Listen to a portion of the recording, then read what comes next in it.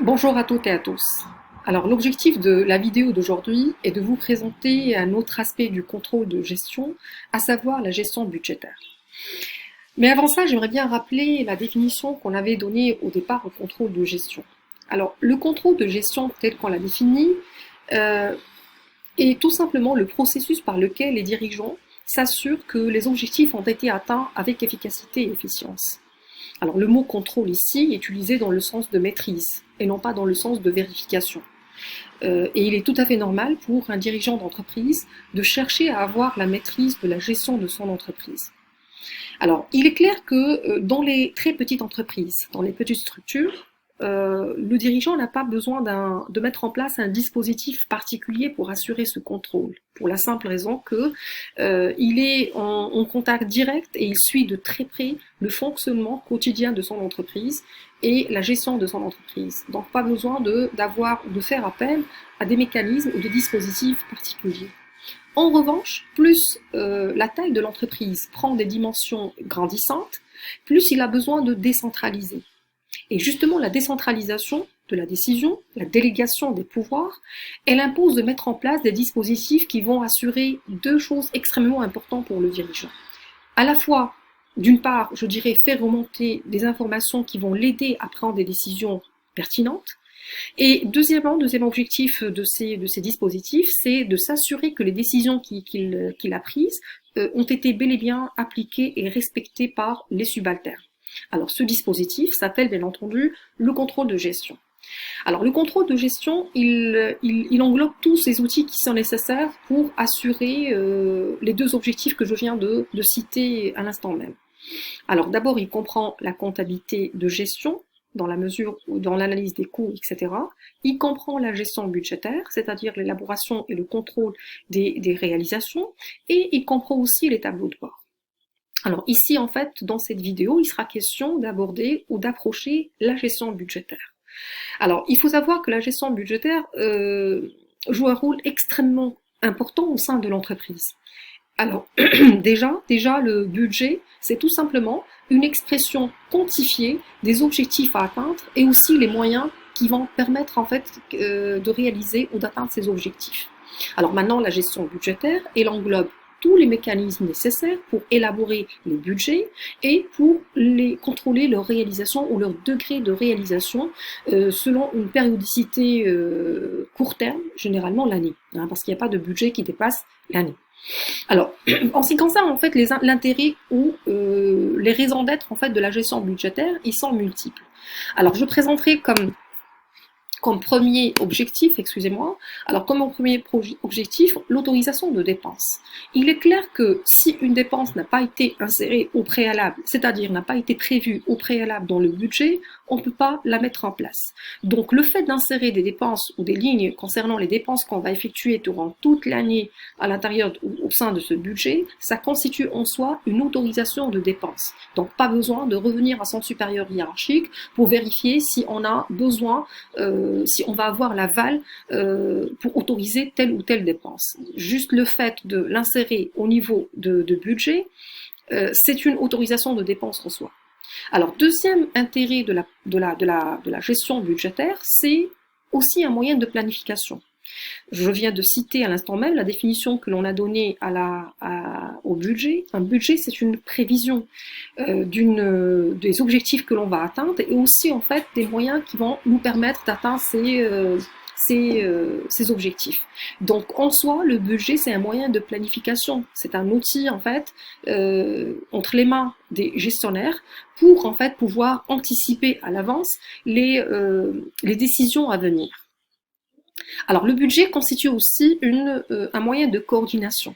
Alors il faut savoir que pour l'élaboration des budgets, il faut une certaine concertation et donc une coordination entre les différents responsables ou entre les différents centres de responsabilité au sein de l'entreprise, ce que l'on appelle communément les départements ou encore les fonctions au sein de l'entreprise, et plus particulièrement les trois fonctions qui constituent le fer de lance d'une entreprise, à savoir la production, la finance et puis le commercial. Alors, ceci en fait signifie tout simplement que pour mettre en place un budget, il faudrait, comme je viens de le dire, une certaine concertation entre ces trois départements parce que pour pouvoir vendre, il faudrait mettre au préalable des produits, c'est-à-dire les fabriquer. Pour pouvoir les fabriquer, il faudrait aussi des moyens financiers et des moyens humains. Et donc, ceci montre, je dirais, le caractère interdépendant au sein de l'entreprise. L'élaboration du budget ne peut pas se faire de façon recroquevillée, c'est-à-dire les responsables ne vont pas en fait se recroqueviller sur eux-mêmes pour définir leur propre budget. L'élaboration d'un budget nécessite, comme je viens de dire, une certaine concertation, une certaine coordination entre les différents responsables, les centres de responsabilité de l'entreprise. Alors, outre intérêt de la gestion budgétaire, c'est qu'elle nous permet en fait de mesurer et d'évaluer la performance. C'est normal.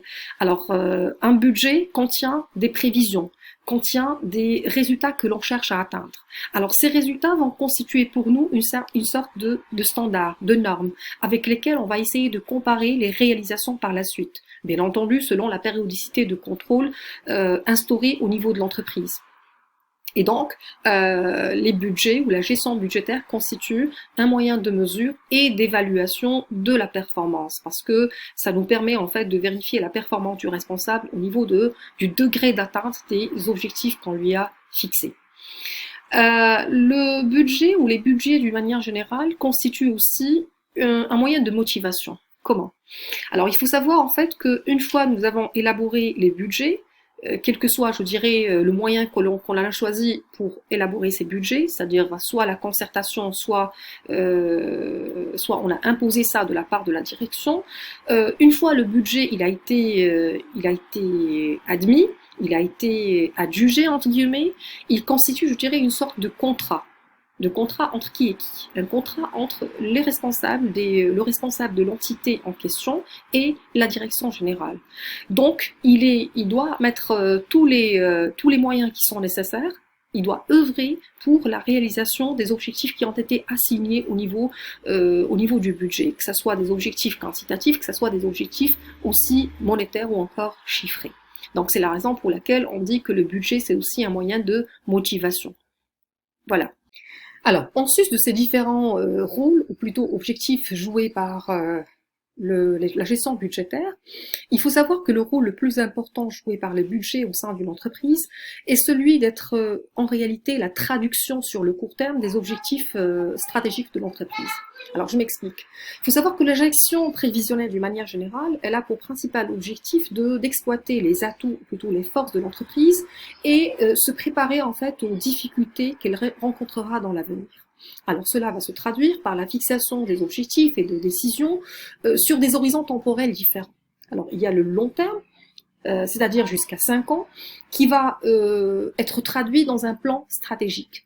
Il y a le moyen terme, entre 2 et 4 ans, qui va se traduire dans un plan opérationnel. Et il y a bien sûr le court terme, c'est-à-dire un an, qui va se traduire dans des budgets.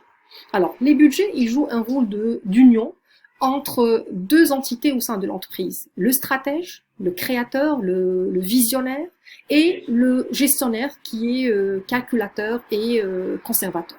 Alors, il faut savoir que ces deux entités, ils ont des démarches, je ne dirais pas contradictoires, mais plutôt complémentaires, étant donné que on a besoin des deux justement pour une meilleure pérennité, une meilleure compétitivité de l'entreprise.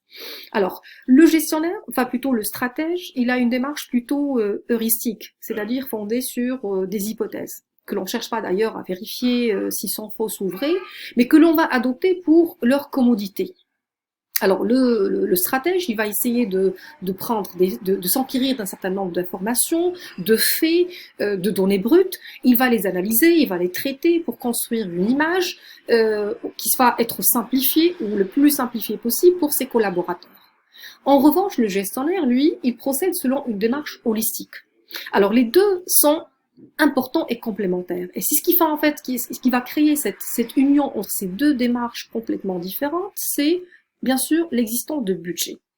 Alors, en ce qui concerne le processus budgétaire, il faut savoir que le processus budgétaire, il diffère selon la nature de l'activité de l'entreprise.